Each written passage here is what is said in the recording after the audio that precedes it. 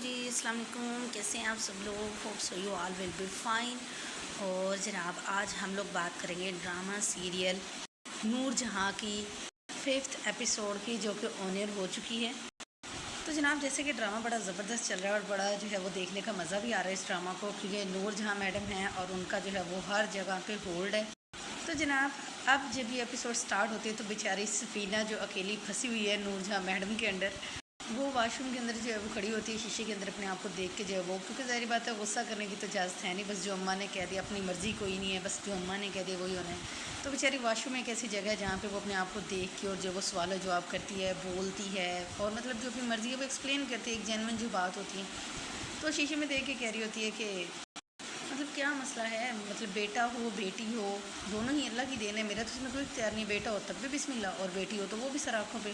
मतलब वो ये बात नूरजहाँ को डायरेक्ट नहीं बोल सकती, जो कि एक अंडरस्टूड सी बात है कि बेटी या औलाद पे जो है वो, मतलब बच्चे होने वाले बच्चे पे औरत का जो है वो कोई इख्तियार नहीं होता, वो अल्लाह ताला की देन है कि अल्लाह ताला बेटा देगा या बेटी देगा। और जनाब मतलब सफ़ीना के लिए ऐसे हालात क्रिएट कर दिए कि वो इतनी डिप्रेस्ड है बेचारी कि वो जो उनके घर पे बुआ है उनके पास जाती है, उसे कहती जी मुझ पे दम कर दे कि मुझे ना बेटा ही हो। तो बुआ उसको तसल्ली देते कि तुम परेशान हो, सब खैर होगी और जो है तुम टेंशन ना लो। फिर क्या होता है जी कि वो सुबह तहज्जुद के टाइम भी बैठ के शोहर जो है उसका हुनैद जो वो सोया होता है और वो बेचारी बैठ के वजीफ़े कर रही होती है जी किसी तरह मुझे बेटा हो जाए, बेटी की क्योंकि इजाज़त नहीं है नूरजहाँ मैडम के अकॉर्डिंग। तो मतलब इस हद तक उसको डिप्रेस किया हुआ है, एक तो वो जिस कंडीशन से गुजर रही है मतलब हद है। तो इतने में हुनैद उठता है तो हुनैद कहता है क्या कर रही हो? तो हुनैद फिर उसको वो जो सफ़ीना होती है बताती है जी कि मैं वजीफ़ा कर रही हूँ। कहता वाह बहुत अच्छी बात है, मम्मा को जाके बताना, अम्मा बड़ा खुश होंगे। तो कह के वो फिर सो जाता है और फिर जो सफ़ीना होती है कहती हाँ हर चीज़ उन्हीं की खुशी से तो मैटर करती है, मतलब उन पे शुरू और उन पे ही जो है वो ख़त्म।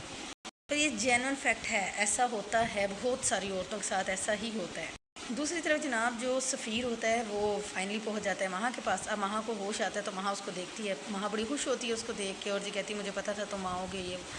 अब ये बातें सफ़ीर अपना यकीन दिला रहा होता है कि जैसे तुमने मुझे उस दिन जो मैसेज किया था मुझ पर क़यामत गुजरी और जैसे मुझे तुम्हारी तबीयत ख़राब का पता चला मैं फ़ौरन ही आ गई। वहाँ बड़ी खुश होती है। तो इतनी देर में जो है वो सफ़ीर की माँ की कॉल आ जाती है। तो माँ कहती है तुम थोड़ी हिम्मत करो, मेरे सामने जो अपनी मम्मा को सारा बता। तो वो उसको कहता है कि नहीं माँ हाँ अभी नहीं, रुक जाओ मैं फिर बता दूँगा। खैर वो वहाँ से इजाज़त लेके बाइट जाके कॉल अटेंड करता है। तो अम्मा कहती है जी कहाँ हो तुम ना?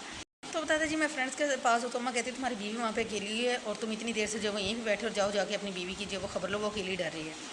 तो अम्मा कॉल कट कर देती है। अब सफ़ीर के पास सुंबल का नंबर नहीं होता, वो फिर अम्मा को मैसेज करता है। तो अम्मा कहती है कि इतना मतलब ऐसे बड़ी शर्म की बात है कि तुम्हारी बीवी और तुम्हारे पास उसका नंबर ही नहीं है।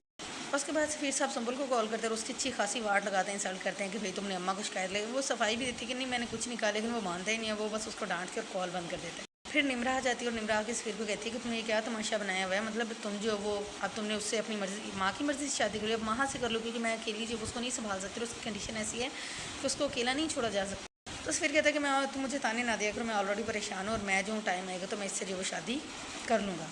और फिर जो निम्रा जो है वो कहती है कि जिस तरह तुम अपनी बीवी से बात कर रहे थे, तुम्हें इन जो कंडीशन है तुम्हारी, तुम्हें उससे जो है वो अच्छे से बात करनी चाहिए, तुम्हारा ट्रस्ट बिल्ड होना चाहिए उसके ऊपर ना, क्योंकि वो तुम्हारी माँ के ज़्यादा नज़दीक। उसके बाद जब सफ़ीर जो है वो इजाज़त लेने आता है वहाँ से, तो वहाँ फिर जो है वो कहती है कि तुम मुझे धोखा दे रहे हो ये वो। तो सफ़ीर जो है वादे कस्में खाता है कि जी मैं तुम्हारा ही हूँ, तुम्हारे सिवा कुछ भी ऐसा मेरा कोई सीन नहीं होगा और तुम टेंशन ना। खैर वो उसको जाने की इजाज़त दे देती है। सफ़ीर साहब घर से मतलब उधर रेस्टोरेंट में चले जाते हैं, वहाँ जाके जी सो जाते हैं। सुंबल बेचारी सारा दिन उसका वेट कर रही होती है, लेकिन वो आके भी कोई बात नहीं करता और सो जाता है। सुबह होती है तो फिर जनाब साहब उठते हैं, बैठते हैं। तो वो जो सुंबल होती है वो कहती है नाश्ता करोगे? तो वो कहता नहीं। तो इतने में जो वो फिर उसकी जो है वो निमरा कॉल आ जाती है और उसको कहती जी महा की तबीयत ख़राब है तुम आ जाओ।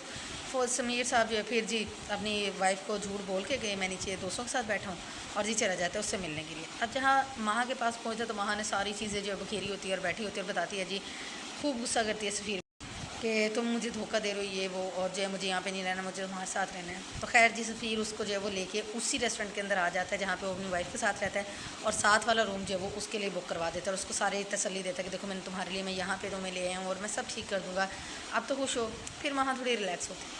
फिर सुंबल के पास सफ़ीर की माँ की कॉल आती है, वो कहती है कि जी सफ़ीर का है। तो वो फिर उसको झूठ बोलना पड़ता है जी वो सामने मेरे सामने जो है वो लॉन में बैठे हुए अपने फ्रेंड्स के साथ, मैं टेरेस पर। फिर अम्मा कहती ठीक है मैंने बस ये पूछने के लिए कॉल की थी कि उसका ना ख्याल रखना, मतलब अम्मा पूरी नज़र रखे हुए कि सफ़ीर कहीं इधर उधर जाएंगे। और जनाब इसके बाद दिखाते हैं कि जो मुराद होता है वो उसको जो नूर बानो है उसको सारा अपना रूम दिखा रहा होता है। तो वो इंटीरियर का पूछती तो बताता जी अम्मा ने डेकोर किया है। और फिर वो कहता है कि तुम बाहर रह के भी देसी रही हो। तो फिर वो बताते हैं कि मेरी अम्मा जो थी बड़ी ख्वाहिश थी मेरे अब्बा के साथ, उसकी बन नहीं सकती थी क्योंकि अब्बा को गद्दी मिल गई थी। अम्मा चाहती थी उनका अलग घर हो तो उनकी बनी नहीं, तो इसलिए वो मुझे दुबई लेके शिफ्ट होगी। लेकिन वो बड़ा जो है ना रेगरेट करती थी लास्ट टाइम पे कि जी क्या था अगर वो सब बर्दाश्त कर लेती। और फिर उसके बाद दिखाते हैं कि नेक्स्ट डे जो है वो नूर बानो फिर उनके घर आती है, तो वो आंटी के साथ स्टूडियो में होती है और जो है वो ज्वेलरी वगैरह देख रही होती है और आंटी की तारीफ़ें कर रही होती है। फिर आंटी क्या करती है कि ना उसको वो रिंग दिखाती है जो कि उसने नूर बानो के लिए बनाई थी और मुराद को भी उस रिंग का पता था। तो नूर बानो को रिंग पहनाती है और उसको कहती है मैंने मुराद की वाइफ के लिए बनाई थी लेकिन अब तुम आ गए तो मैंने सोचा है कि तुम पहन लो ये। खैर वहाँ पे इनकी बातें होती है। उसके बाद जो है वो नूर बानो वहाँ से जाने लगती है, तो उसको अभी घर से गई नहीं होती तो मुराद मिल जाता है। फिर वो मुराद कहता है कि तुम कब आई, वो बताती थी मैं थोड़ी देर पहले आई थी। मुराद और वो फिर मुराद और वो जो है नूर बानो जो है वो चले जाते हैं कॉफ़ी पीने के लिए। अब वहाँ पे जब बैठे होते हैं ना तो फिर मुराद जो है वो उससे अपनी बात एट द एंड जो है वो बोल ही देता है कि तुम्हारे हाथ में जो ये रिंग है ना ये अम्मा ने मेरी वाइफ के लिए बनाई थी और ये तुम्हारे हाथ में बड़ी खूबसूरत लग रही है और अम्मा को तो तुम वैसे पसंद हो और मुझे भी पसंद हो, और लेकिन तुम्हारे अब्बा ये चीज़ नहीं होने देंगे हमारी शादी जो है वो।